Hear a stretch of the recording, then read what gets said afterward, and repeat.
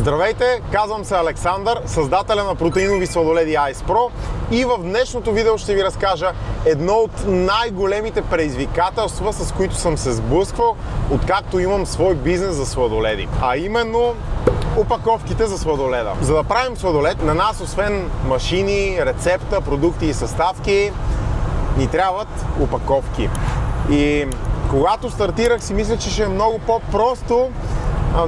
Гледаш в магазина една опаковка, какво толкова сложно, трябва да му измислиш дизайна, да се напечата и така нататък. Нищо особено, но се оказа много по-сложно и трудно, отколкото си мислих. Нека да започнем с историята и искам да ви кажа, че тези предизвикателства до тук с опаковките са ми стрували над 100 000 лева, които аз така все едно съм ги изхвърлил на вятъра, разбирате ли? Но в крайна сметка аз съм се получил от тях, така че в днешното видео ще ви разкажа целият път, който съм го изминал, опаковките, за да реализирам продукта, който вие днес виждате в магазините и какъв е моя урок от цялата работа. Да започваме. В момента разкарваме сладолед с колегата в Бургас и по морските курорти, защото вече навънка е 35 градуса, така че ще ви разказвам докато се возиме в буса. Нека да започнем всъщност най-в началото. Ако сте гледали предишните клипове, ще знаете, че правих сладоледа в гаража на нашите, след това си наех помещение и така нататък. Но баш в началото опаковките, които използвах за сладоледа, бяха чисто бели. Лепях ги с стикерче отгоре, имаха пластмасова опаковка, ще ги сложим тук да излязат. Не бяха нищо особено, даже си бяха доста грозни и обикновени, ако искате, но това беше единственото решение, което аз можех да намеря. Защото представете си, аз тогава на 18-19 години бъркам в гаража на нашите 30 сладоледа днеска и отивам с хладилната чанта да ги продавам на моите приятели. Това беше началото и беше най-доброто възможно решение. След това, като почнаха да се развиват нещата, почнах да търся начин как опаковката да изглежда вече по-професионална, по-модерна, по-готина, защото сега доста обикновено, доста непрофесионално изглеждаше и почнах да търся печатница, която да ми напечата опаковките. Но се оказа, че изобщо не е толкова лесно, колкото аз си мислих. Защо? Защото повечето печатници, с които се срещнах, почнаха да искат някакви огромни бройки за мен тогава. Примерно казват, ти трябва да поръчаш 10 000 опаковки от един вид. Например, ако имате сладолед с шоколад и ванилия, аз тогава имах шоколад, ванилия и карамел. Това бяха вкусовете. Аз трябва да купя 3 по 10 000, трябва да купя 30 000 опаковки. Че хора, аз на 19 години 30 000 опаковки. Аз не мога да си представя как ще ги купя, пък камо ли да ги продам. В смисъл, това за мен е огромно число. Съответно почнах да търся някакъв друг вариант. Почнах да търся дали пък няма как някоя печатница да ми поиска не 10 000, примерно 3000 или 5000. Ровех във всякакви сайтове, помня целия Алибаба прерових тогава, само и само за да намеря такава печатница. И спомням си, това може би беше един от първите ми успешни опити за печатница. Намерих я тогава първата печатница, от която поръчах напечатаните опаковки. Италианска печатница и аз вече съм такъв много доволен. Вече стават професионални нещата. Италианско качество си казвам, така нататък. Баба ми тогава тя даде пари реално да ги купа тия опаковки. Разменяме си подаръци с баба Пепа. Баба Пенке, покажи какъв е твой подарък. Най-хубавото месо. Суджук. Не е суджук. За 120 лева, бате. Така. Да. Ето сега да си давам подарък на баба Пепа. Ето баба Пенке, заповядай. За тебе са тези кинти. Страх ме от... Едно време баба Пепа ми беше дала кинти, заповядай за тебе. Да, някога. Айде. Взимай си, бе. Благодаря. Толкова. Какво бе? Хванах дизайнер, тя пак го плати. Тогава вече е нов професионален дизайн на опаковките да го направи. И аз съм изключително доволен, но беше съвсем за кратко това мое удоволствие. Защото поръчах опаковките, дадох си всичките пари, тогава, които баба ми ги беше дала, за да ги купя и останах с 0 лева в банковата сметка. И с огромно нетърпение седа и очаквам опаковките, но Опаковките дойдоха след 4 месеца. Оговорката беше, че трябва да ги докарат след 1 месец. И 4 месеца по-късно аз бях тотално променил рецептата и вкуса на сладоледа. Преди това аз го купувах биомляко, възможно най-скъпото, с него правих сладоледа. И 4 месеца по-късно аз напълно бях променил рецептата. Тя имаше повече протеин от преди, сладоледа беше по-вкусен, съставките бяха различни. Аз не слагах вече биомляко, ами обикновено мляко слагах в сладоледа.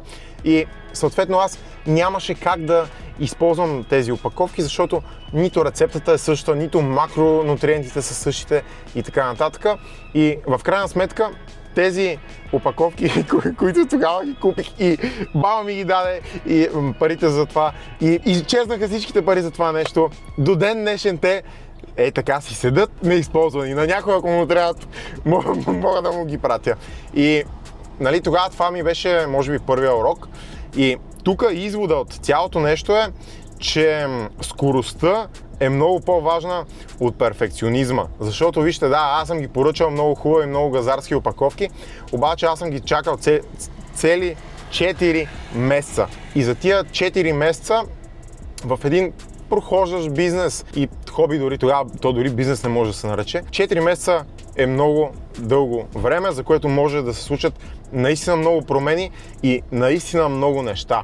И затова в началото е хубаво нещата да се случват доста по-бързо и по-бързо да се взимат решенията и да се правят крачките, а не за половин година напред и така нататък. Той в случая аз съм затворил едни пари, които те половин година са седяли затворени, за опаковките имам предвид, и така и не съм ги използвал в крайна сметка.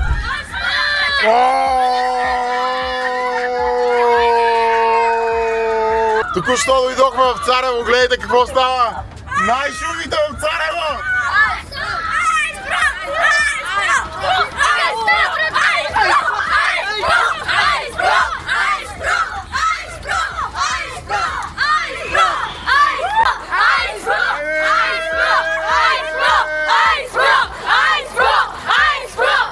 Сега бяхме на Царево, хора, направо нямам думи, наистина не знам какво да кажа.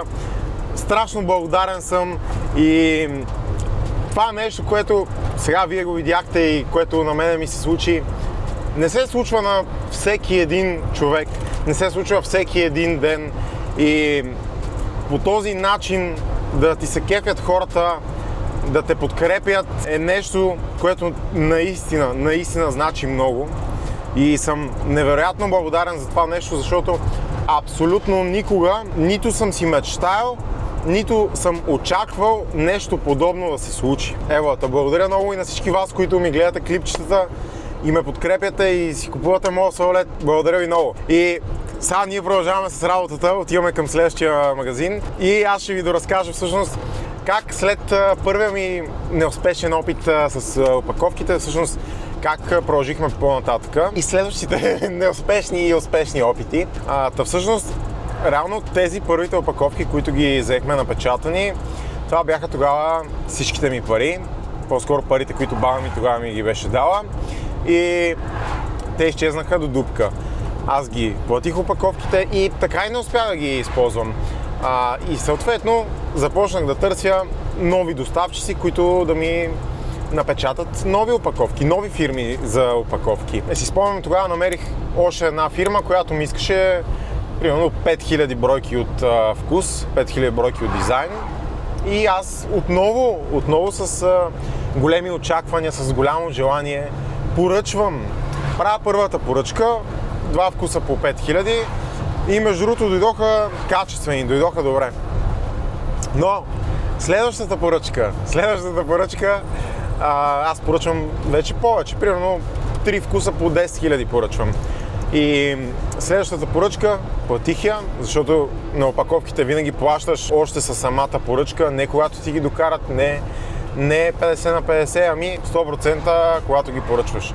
И следващата поръчка я докараха така, че капакът не пасваше на кутията. Ние сега нямаме тук кутия да ви покажа, да си го представите, но все едно капака е по-широк от самата кутия и той не пасва на нея. И когато хванете кутията за капака отгоре, тя изпада от ръцете ви.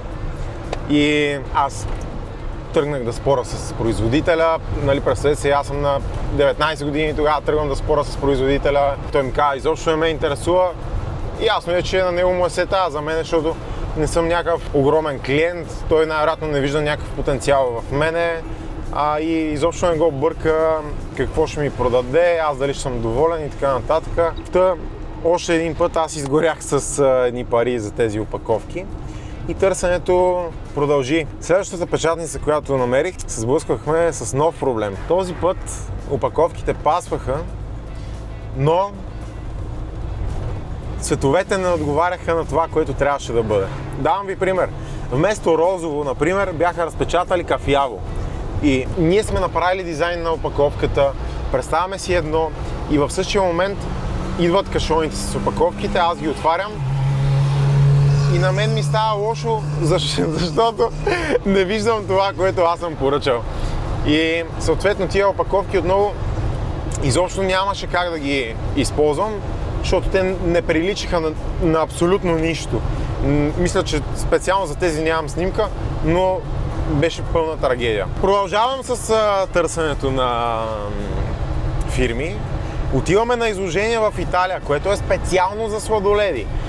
Би трябвало там да са най-големите, най-качествени фирми, които предлагат наистина качествена стока, качествени опаковки и така нататък. Намираме производител, договаряме се, дава между другото много по-добра цена от всички останали. И то наполовина, например, наполовина цената. И ние казваме, ето най-накрая добре, че дойдохме на това изложение, че да го намериме този човек. Дава ни добра цена, хубава мостра. Той даже беше поставил на щанда си тогава мостри от други фирми, които е работил и беше сложил опаковка, примерно от KFC или от някакви такива. И ние си казваме, той даже с големи фирми е работил. Значи, тук става въпрос за сериозна работа. После договаряме се, той казва 15 000 бройки от вкус, примерно. И ние казваме, много добре, ще поръчаме 5 вида. И ние му поръчваме 75 000 бройки бяха, капаче с кутийка. И имаме наистина много големи очаквания. И тези 75 000, познайте, трябваше да се произведат за един месец. Минаха около 3-4 месеца.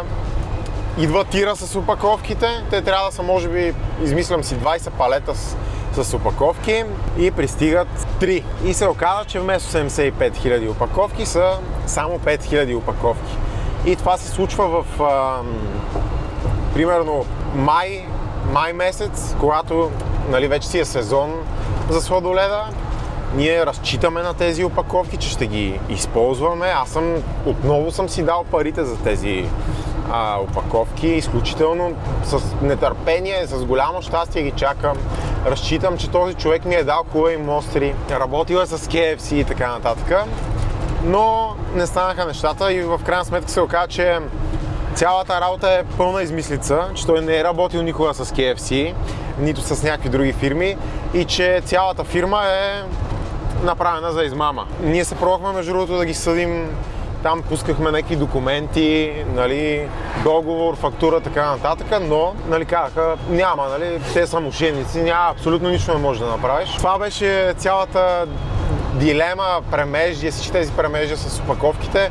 Както ви казвам, може би над 100 000 лева съм изхвърлил за всичките тия неща. И точно тогава, нали ви казвам, май месец, когато вместо 75 000 дойдоха само 5 000, аз трябваше мигновенно да намеря някакво решение, за да мога да се възползвам от сезона и да продавам сладолед. И тогава се хванахме всичките ми приятели, който намеря, викам го да идва и да лепи. Седнахме, лепил съм от 6 сутринта до 3 през нощта съм лепил стикери, заедно с мои приятели, познати и така нататък. Скъсахме се от лепене. Налепили сме сигурно 20 000 стикера. Направо се убихме. И 20 000 стикера, повярвайте ми, много са. Да, той на нас ни излезе доста по-скъпо по този начин, защото първо, че един път купуваш опаковка, чисто бяла, после купуваш стикер, лепише и така нататък. но това беше единственото решение тогава, което аз намерих. За може би един месец по този начин закърпихме положението и това направо аз не мога да повярвам как се случи. Тогава тази ситуация да си я говоря с един приятел, казвам му: братле, направо не знам какво да правя, убиваме се от лепене. И той ми каза: ти знаеш, че аз днес съм на изложение за опаковки в Румъния. И тук има, вика, много фирми за опаковки. От Германия, от Италия, откъде се сетиш? И аз викам: верно ли? Ей, сега, ако не намериш фирма, не знам. И братлето ми се обажда точно 15 минути по-късно след това ми се обажда. И вика: човек, намерих фирма, прати дизайните. И аз веднага му ги изпращам. Абсолютно веднага отварям, изпращам му ги, защото сме много назор. Наистина сме много назор.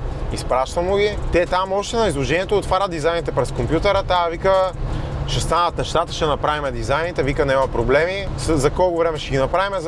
Вика: за 2 седмици. И аз викам: човек, не мога да повярвам. Направо не мога да повярвам, защото не знам дали можете да си представите, но ние се убиваме от лепене. Аз съм в някаква кризисна ситуация, паника, реве ми се, разбирате ли? Защото съм си дал всичките пари за тия опаковки и сега се убивам от лепене.